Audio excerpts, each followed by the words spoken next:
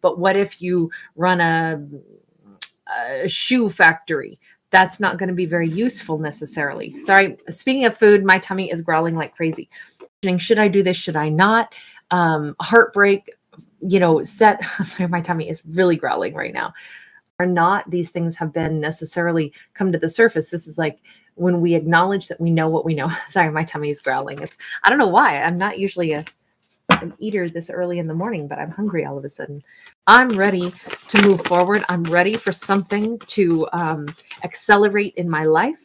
Maybe, sorry, my tummy is growling like crazy. I'll eat something before I do the fire signs.